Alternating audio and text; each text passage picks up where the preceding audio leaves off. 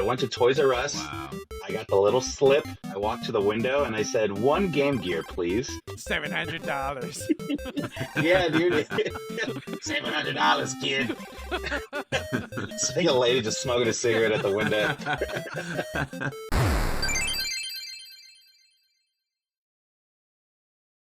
Hey everybody! Welcome once again. It's Dire Past Level, the gaming podcast that remembers. I'm your host Ray, and we have some pretty awesome news to share with you. It would appear that overnight there was a firmware update, and our good friend TDK is now officially a selectable character. Welcome to the roster, TDK. How you doing? What's up, guys? Yeah, I wanted to get tapped in. We were doing the Marvel vs. Capcom. The life level was going down a little bit. I was just itching to get in there. So thanks for having me. Happy to jump on and give the cousin perspective now and then. For our brand stands, fear not. He will be dropping his tokens in here and there. Upkeep at the arcade is a little hard, so we're trying to alternate this co-host duty thing. As for me, I'll be here holding it down, making sure the machines are operational, sanitized. Sorry, gang, you're all stuck with me. I'm here for the long haul, baby. How's everything? What's new, TDK? You were just in Vegas. I just turned 40 officially, which Happy birthday. Feels pretty good. Thank you. And I saw Earth, Wind, and Fire. I know this is video game specific, but those of you who know Ray outside of video games know that he's got some Earth, Wind, and Fire vibes. You definitely have the pipes and you definitely have the swagger, and it just felt like something we should talk about a little bit. But it was great, man. Going to an Earth, Wind, and Fire concert in Vegas with a ton of 70-year-olds was so fun. Everybody was so supportive of each other. It was really nice. I think there's a way to tie it in, right? Earth, Wind, and Fire, the Dire Past Level podcast, is the gaming podcast that dares to ask, do you remember? Yeah. Oh, how did I not see that coming? Oh my God.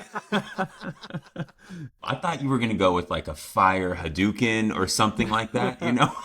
All the elements, I mean, there's so many ways to go with it. Yeah, for real. It's got a real Avatar vibe to it. On the birthday vibe, is there a video game you're looking forward to that maybe you wish someone would gift you for your birthday? A little someone at the Doppel Arcade might be able to hook you up. You know, I feel like I always live in that perpetual hype area. You know, getting hyped about games is almost as fun as playing the games, right? Watching the PlayStation State of Plays or getting PlayStation Magazine or Xbox Magazine or I want to say Dreamcast Magazine. I'm not making that up, right? I had Dreamcast Magazine. You definitely did, yeah. And I had the demo disc, remember? And you would read the articles and you would try to figure out who these people were. That's like part of the whole thing. So in that context, I'm really excited for the new Wolverine. You're like rocking the Wolverine colors right now. I got this. It's like vintage, like 1970s track and field jacket. And it felt very Wolverine, Earth, Wind, and Fire. I'm going to keep it rolling. I definitely want to play Wolverine too. It's by the same people that did Spider-Man, right? I'm not crazy. Absolutely. Yeah. Insomniac for sure. I don't know. I was talking to somebody else and I think they only showed us the tip of the iceberg. Not that I don't like Wolverine. I like Wolverine, but I think he's like the most obvious choice. It's like he's everybody's favorite all the time. And I would love a little Cyclops and a little Storm and a little Gambit and like give me the team. All the X-Men runs that are the best runs, they're not Wolverine by themselves. They're the whole team with all the dynamics. The will they, won't they, and the leader who's kind of a boring guy, but then there's like the rebel and like it's the same with the Turtles, right? The Turtles by themselves aren't as interesting as together. So I'm hoping Insomniac gives us like a real team story. Did you watch X-Men 97, TDK?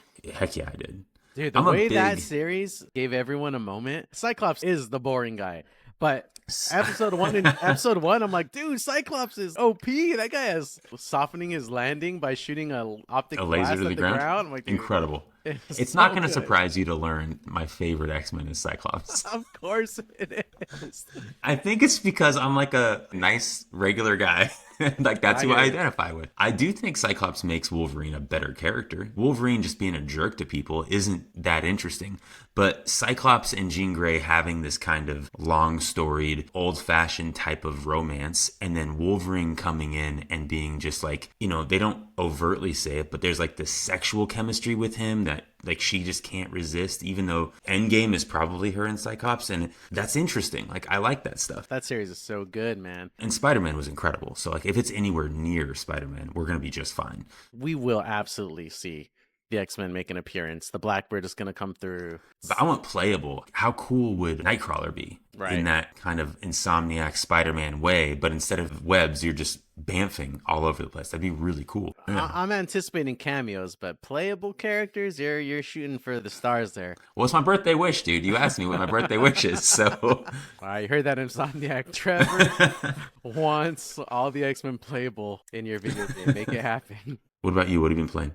Finished Hollow Knight Silk Song, got the credit roll. I told myself that would be enough, but it ends at Act 2, and That you makes know sense. that's not right. You know deep down in your core that's not right. So sure enough, there is an Act 3. To even unlock Act 3, I have to go through so many hoops, and I thought it was too chorey and I wasn't going to do it, but then I like started chipping away at these tasks, and I'm going to do it, man. I'm going to And do now it. you're in love. Now you're just having fun. Now you Yeah. went back, and the thing that was a chore is just the beauty of the exercise. That's Exactly. cool. It's not as bad as I thought it would be. These chores aren't really chores. I'm having fun doing them. I'm sure before I know it, I'll enter the third act, which apparently is just a ton more video game to play. I hear it goes on for another like 5-6 hours. So, I mean, honestly, Ray, just from the outsider of your friend's perspective, we're supposed to know ourselves, right? We're supposed to come into this era where we figure out who we really are. And the fact that you didn't think you were going to play Act 3 is ludicrous.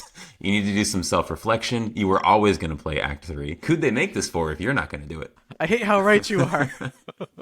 Do it for us. Do it for the dads who definitely are not going to play Act 3. Well, see, the thing is, the reason I told myself, okay, I'm going to just move on is because of this podcast and how I want to like jump into a lot of games and be able to talk about all the games I'm playing and this and that. And I wanted to jump into Hades. There's a game called Absalom, which I told you about, which I think we Yep. still should play together. A lot of good games that coming out. Like right now is a moment in gaming. It's ridiculous. But So- you love this game. This is a Ray game. And also, what did we say? I don't know, last time we potted together. You got to stay in the pocket, or it's going to take you twice as long to get back in the pocket. That would be a chore because you used to know how good you were. And to get back to the place where it's just kind of at your fingertips, that's the magic. I'm going to do it. It's going to get really hard. My hope is that the Doppel shed, which is being built right now, will be ready and I can like stream a little bit of my gameplay of the third act. Apparently it's just the hardest thing so many gamers have ever played. Kind of want to give it a go and bring people along to watch it with me. I think that's a fun evolution of the pod. That'll be really cool. Sidebar. Are we set on Doppel Shed? Can we workshop this a little Oh, bit? we're going Like, to work. something Doppel about, cave, I don't know. Doppel stew, Doppel Dungeon? I don't know. Maybe there's like some Ooh. alliteration we can work on a little bit. Before we, put the plaque above the door, let's just think about what we should call it. I like Doppel Dungeon. It was that or Doppel Hut. Get some pizza sponsors, but You must mean round Doppel table. yeah. I got my token here. I'm going to go ahead and throw it in the machine and see who comes into the arcade next. It's my buddy. Hey, there he is. Andrew, a.k.a. A3K, a.k.a.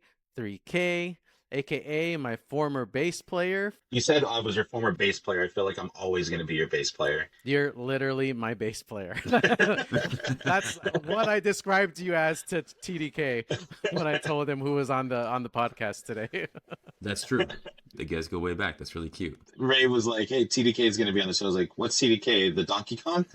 Yeah. So now you're the Donkey Kong. Yeah, I was like, yes. I was like, yes, that is The absolutely correct. Donkey The Kong. Donkey Kong. 3K, as you know, we're here talking about video game nostalgia, our fondest gaming memories. So, number one question I like to ask, what is your earliest core video game memory? My earliest memory, I feel like I didn't even ask for it, but one year we got an NES for Christmas. It was a bundle. So it was NES, came with Mario, 3 games on one cartridge. So it was Mario Brothers, Duck Hunt, and Track and Field. I don't know where my dad found it from, but we had the power pad, we had the zapper. Like, it blew my mind at the time because I mean, I didn't even really necessarily ask for it. It just came to me. And there I was, playing track and field, going against Cheetah. And like, I learned that you could just tap on the pad instead of actually running. So I got really good at tapping. I did this in a recent episode, but the Hurdle Classic is... Yes. It's funny, too. I was talking earlier about how I've known you for so long, and we've talked at length about so many things, but predominantly music and its Yeah. creation. And so I'm like, dude, I don't really know a whole lot about 3K's gaming life. Clearly, I know you grew up as a gamer and playing video games, but I don't know much about the lore. Were you a Nintendo kid, a Sega kid? Like, talk to us. Yeah, a Nintendo kid through and through. I I try to gotta go. dabble. I mean, I don't see a Sega World at Universal Studios. Uh, so, I mean, I think the And you battle never was. will.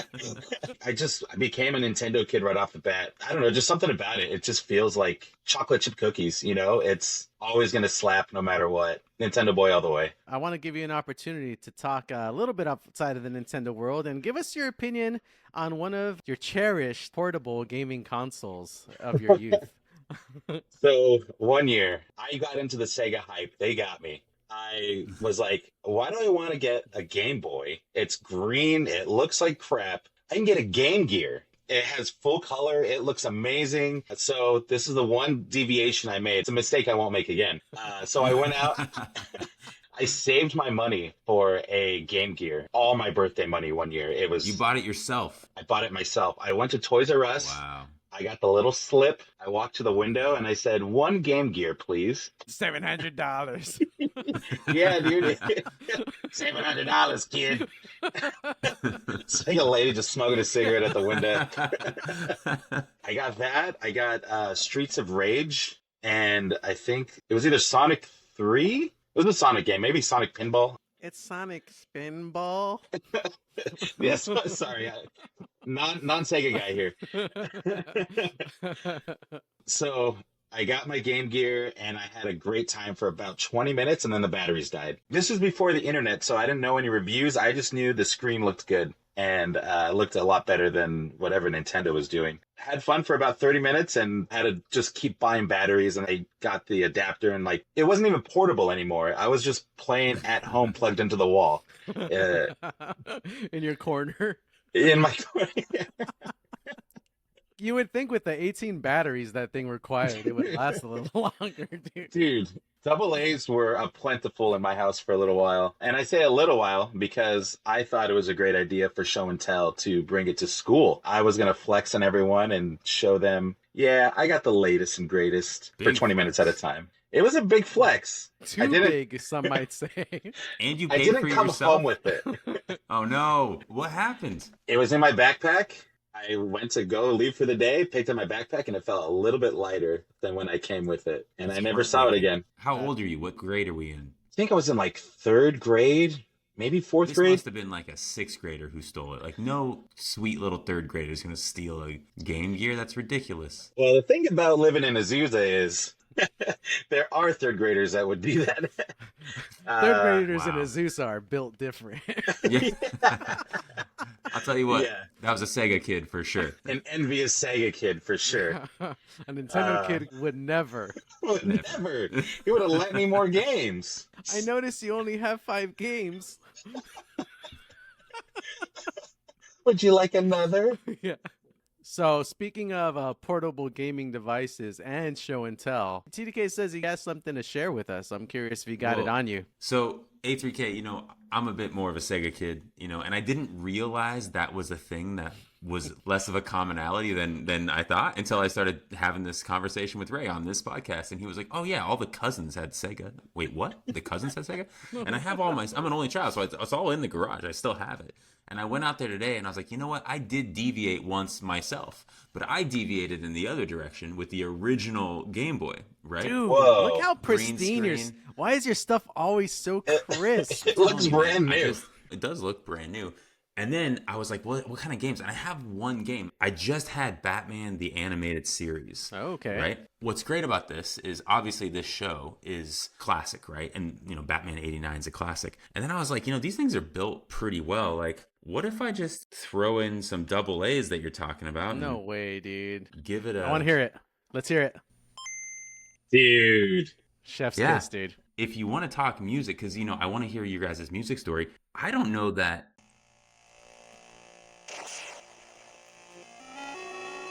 I don't know that the Batman soundtrack in an 8-bit has ever been topped. Like, Danny Elfman, Batman 89, and a Game Boy 8-bit. Dude, Come on.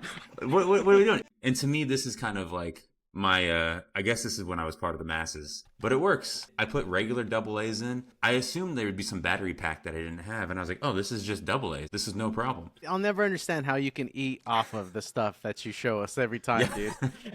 I'm a dude, clean- mine would have had chocolate on the back and probably some stickers. Listen, man, I grew up in the woods, and if I didn't have this Game Boy, I had nothing. Like, I really needed something to do. I had to keep it fresh. 3K, That's you said awesome. you were digging around and you found some old stuff. Do you got anything out in that treasure trove to show us? All right, so one day I come home from school. I was like in 6th grade. Come home from school, and there's this green box, and it looks like a VHS tape. And I'm like, I didn't order anything. It says to me, let me open it.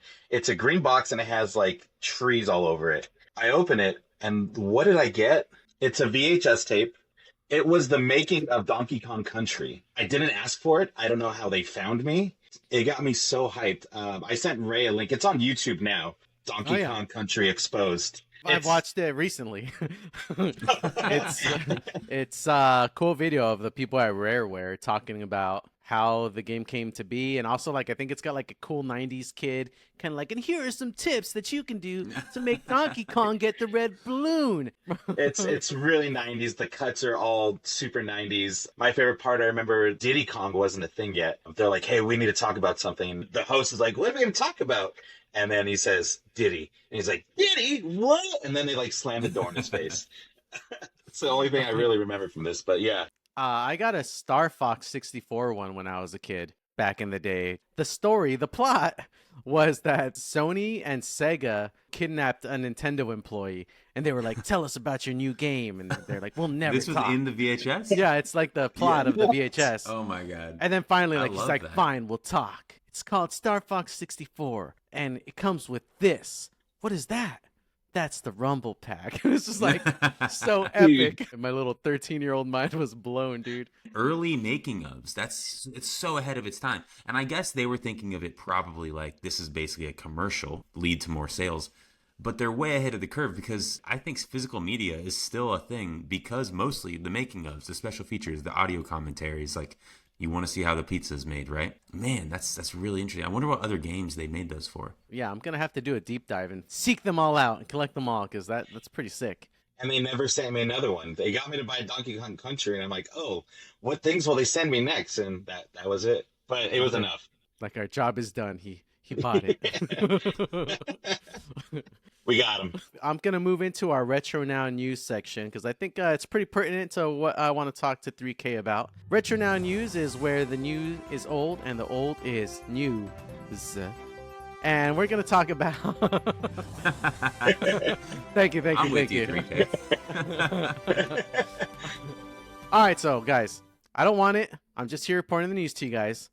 Bubsy for the SNES is officially live on the Nintendo Switch Online. I can't explain the psychology behind it, and scientists should study the phenomenon of why I and probably many gamers will still, for some reason, revisit and maybe even complete this game once again. Bubsy was one game that I don't know why it's so bad, but I always play it if it's around me. Is that a game that you would rent, or if not, what games were you renting as a kid, 3K? Oh, I was renting Bubsy for sure. It's the cool cat. He's like, ah, and like his name's splatted on the. Yeah, I played Bubsy. I rented a lot of video games. I could never beat a game though. Pokemon Snap was a big one. That's a hell of a rental. That was hey mom, can we keep this for a couple more days? That was one I needed. And I would just rent the most random things. That's I what think it's there for. I was let down so many times on these rentals. Roger Rabbit was, I didn't even know how to play it. The Goonies, didn't know how to play it. I'd get past like the first little 5-second section and like just not know what to do anymore. So I gave up a lot. Ninja Turtles, obviously. Ninja Turtles, the arcade game. The rental store was like my testing ground. I got the games I knew I would never purchase because I could. Games like Mario World, Donkey Kong Country, those were like, I'm saving up, I'm buying those. But Yes. Bubsy, Joe and Mac. Joe and Oh, Mac. dude, I Oh my love Joe gosh. and Mac. I haven't heard that forever. That really takes me back. I want. Brawl Brothers. There's some really weird games that like I would just only rent Cousin games, the cousin game. Remember when you would go, you beg your parents to rent a movie, right? And it felt like great. Like you get to rent a movie, and that meant you have an afternoon to watch this movie 2 or 3 times, essentially, right? But when you rented a game, that was like a weekend. Like I knew what I was doing for the next 48 hours, and like I wasn't going to sleep. And you also, something about the clock that was ticking, that you probably couldn't beat it. You had to just get as far as you could, and maybe you rent it again someday down the line. That was a fun feeling, you know? The fact that playing video games on a Friday and going to the rental store was the thing I waited for at the end of every week coincided with the absolute value my parents were getting to like get me something cool to do over the weekend. It's like the overlap is perfect. The Friday feeling of knowing that you're going to go rent a video game that evening is kind of unbeatable for me, man. I think it happened to me a couple times. I was kind of a dumb kid, but my mom wanted to go to my uncle's house. They would party there every now and again, and I was convinced they had a Nintendo there. And I was like, Mom, can I rent a game and we could play it at Uncle Johnny's? And she's like, he doesn't have a Nintendo. I was like, no, he does. I've seen it. I know it's there. I rented a game. There was no Nintendo there, so I could just look at the game basically all night. You just dreamt it. Yeah, I had to wait till I got home to actually play it. What game were you sitting there Yeah, with? great question. If I remember correctly, it was either Mario 2 or Ninja Turtles. I feel like I rented Ninja Turtles so many times. That's majorly disappointing to have a game of such caliber and no console to play it on. Just looking at it in like the little sleeve it came in. In your Game Gear corner. Reading the manual. Yeah. I kind of want to take a trip with you guys, and in place of a game for this episode, I have a bit more of an exercise. So guys, the year is, let's say, 1992. You get into that shopping center driveway. You know what's coming. You're pumped. You're amped. Your cousins are already there. You see some of the familiar cars out in the parking lot. They're here. Let me out. Let me out. You walk in. You pass the velvet rope. You get the little stamp on your hand, and someone hands you one of these bad boys. Oh, dude. Big time. I mean, you got the bucket? I never got the bucket. Dude. You never got the bucket? I got a handful. I mean, I've had a handful. I've had a pocket full. But I mean, nothing, go back full. for a few more, but a whole bucket. nothing beats Yeah. that bucket feeling. I don't know if I ever had the bucket. I would just run back and forth. Can I have another dollar? Can I have another dollar? If you're going to Chuck E. Cheese, you've made it. That's Mecca, dude. When you're a kid, that's where a kid can be a kid, really. It's the most kid I've ever been anywhere. Yeah. I think, if I remember correctly, 92, I was 7. I had my 7th birthday at Chuck E. Cheese. I never Yeah. doubted it for a second. You know, I had to go to Chuck E. Cheese. You know, I had to visit my boy Chuck. Can a kid still be a kid at Chuck E. Cheese? I heard that they're trying to make adults kids now with a little Dave and Buster's. Oh, action yeah. and Chuck's all that Arcade. one. Yeah. I was at Dave and Buster's yesterday for a birthday party that my kid's friend had, and I am relatively pleased to report that the pizza was much better than I thought it would be. The games, never on par with what I want, but still better than I imagined. Mobile games somehow have made their way in droves. There's arcade versions of like Fruit Ninja and Cut the Rope, The Crossy chicken one where Road. you, like, Flappy Bird is there. One thing that always bothered me about Chuck E. Cheese is that there was never fighting games at Chuck E. Cheese, and that drove me mad. But apparently, and I did some research, it's because they didn't want kids or families getting upset or competitive inside of the environment, which is reasonable. I hear it. makes sense. Makes sense. You didn't have that problem. Pizza Hut. Not worried about it. That's true. I mean, you know who else didn't, right? Don't make me say it. I never went there, so I couldn't speak to it.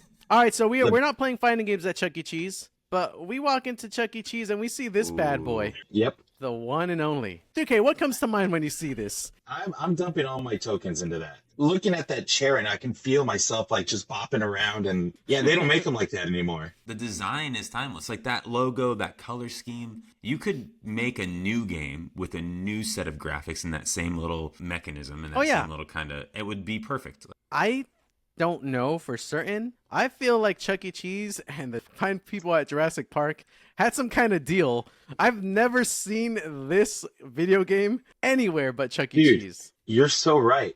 I don't think I've ever seen it anywhere either. I can see myself being the red, little cursor and being chased by the T-Rex. Yeah, oh yeah, the T-Rex, and that there's pterodactyls too out. Yeah. Out that game was a wild ride. I never beat it. Has anyone beat this game? Maybe a millionaire.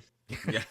It's Yeah. a total quarter eater. You know, you had your fun, you played your little JP, and now you want to get yourself some tickets. You go over to I can hear the like, gong, gong, gong. Yeah. Of like, So my whole thing is when you walk in, what do you walk past? People walk past the prize wall, right? With everything. 200,000 tickets, you can get a Sega Genesis. I remember that being on the wall for a while. I would always just gravitate towards games like this, the skee ball, anything I could get tickets from. Yeah, I'm gonna touch on Jurassic Park for a little bit, but I'm here for tickets. I'm trying to get a ring pop, like Ovi said in one of your last episodes.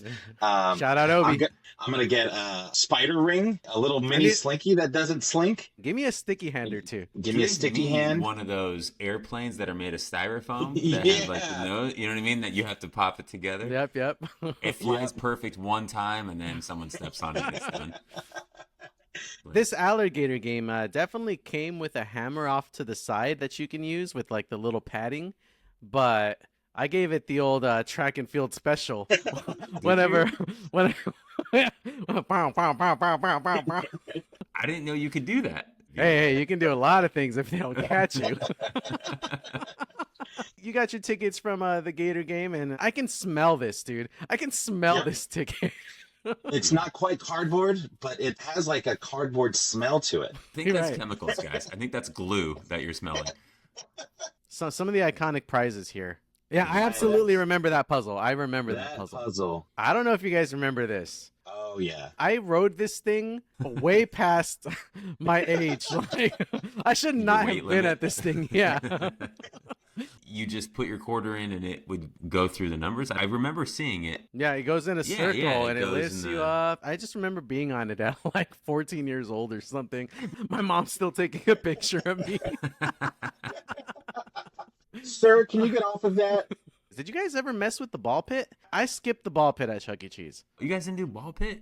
I mean, I don't know. This is going to be a little bit more on theme than I probably want it to be, but I'm in the ball pit. I am Indiana Jones. I'm in the quicksand. You know, I'm going through there. It's not about the balls and like whatever. It's like about the adventure you get to have. It. You know, and these days as adults, like God knows what was in those ball pits. Disgusting. But Yeah.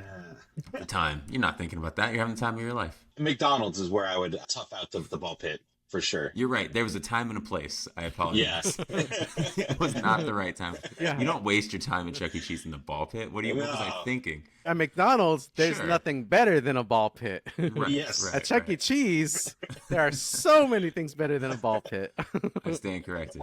So you guys were in a band together. A big part of when I got to know Ray, you know, even though we did connect on video games and ping pong, the music was always in the background, right? You got songs and movies, and A3K, I've probably seen you play just in the context of seeing videos of Ray's band, you know what I mean? Because this is a video game podcast, I was thinking like, well, what are our favorite movie soundtracks through the video game lens, right? Like what games have the best scores? What games have the best musical moments? Like did music ever really move you in a video game? Here and there, I feel like I was always too locked in to really focus on the music. But when a banger came on, all right, we got to pause. Wait. Donkey Kong Country really set the tone for the levels. So for me, like clicking on that Game Boy and hearing the ding, but then hearing the Elfman score, and then immediately I was like, I gotta get my Batman '89 vinyl. Yeah. I gotta put this on because this is Prince, right? I love that video games kind of led us into, because I probably didn't know Prince when I was playing that, but I was going from Elfman into like a full Prince album. Wow, this is like a whole discovery thing going on, right? Obviously the Sega, I find myself like bum bum bum bum bum bum bum bum bum, like that Sega. Yeah. That's just in there. That's just ingrained in there. Like it's never going away. There's a bit of dopamine I think I get when I sing it to myself. One that just takes me all the way back is Mario 64. That soundtrack to me is just like a vibe. When it's happy, it's over the top happy. And when it's like a little somber, I can really feel it. I feel like I'm right back in Dire Docks. That game just really takes me somewhere all over again every time, dude. I love that soundtrack so much. And then if we're talking like just pure licensed music, we've already talked about it to death, but Tony Hawk kind of like molded It has to me. be said. Yeah. It has to be said. Like it was huge. It was the perfect storm for like shaping my musical taste. That's still like a goated record. Yeah, Tony Hawk hit me. It was the right place, right time. Speaking of like the music thing, and this is a little bit outside of the gaming space, going back to that film and video class with A3K all those years ago, one of the projects we did. And man, if we could unearth the footage, Oh, dude. what a throwback that would be. Find John Barrios. We But, did like a top 10, like a TRL kind of show. top 10 music videos, and 3K was ahead of the curve. Like, he was more advanced in the stages of pop punk and emo. When he put his top 10 along with his friends, I was listening and watching and learning about these new bands that I would in the very near future come to love. I was like, dude, this guy is cool. Coming from like Tony Hawk, like that's what opened the floodgates to like all that music for me. I remember calling it RO Pizza because we ate more pizza than we did actually learn anything. Regional Occupational Program, RO Pizza. Remember John? There was this guy John. Every time Miss Harrington would be like, so what do you guys want to do today? And he'd just be like, pizza!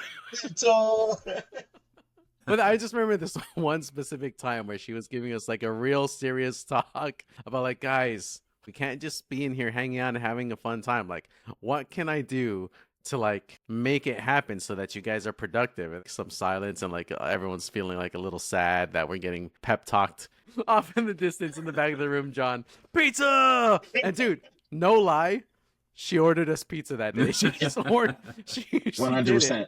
She wanted to be the cool teacher. She was, and she was. She really was. Was she probably Still like is. 24 years old at the time? You know, like those people were always 45 to us, but they were actually like 22. Right. All right, guys. I think we're going to close it out. But before we go, I have this new thing that I like to do, and that is ask the obvious, most important question of the podcast. 3K, you've sounded off in the comments. We know your answer, but the people, all the people out here listening don't. Round Table or Pizza Hut? Round Table. Oh, 3K, come on, dude.